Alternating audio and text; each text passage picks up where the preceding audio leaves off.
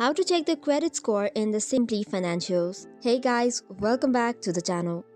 Here are the steps that you can use to check your credit score on Simply Financials. To get started with, visit the Simply Financial website, which is simply.com. Once that is done, you will have to log in into your account. You can either choose your mobile banking or online banking. In my case, I would be using the online banking. Tapping on it should take you to login portal, from where you will have to provide your card number and password, which is case sensitive, to get logged in into.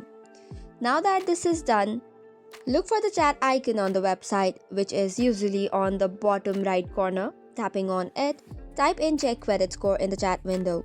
While the chatbot doesn't directly provide answers, it will guide you through the resources or support options for retrieving your credit score. So you can simply type in it and follow the resources. If the chat feature does not resolve your query directly, there's another option, which is using the live agent option by checking in.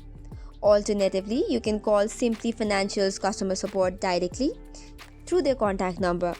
So while Simplii Financial does not provide a direct built-in credit score feature, like some financial apps, you might need to contact the customer team for the specific credit score details.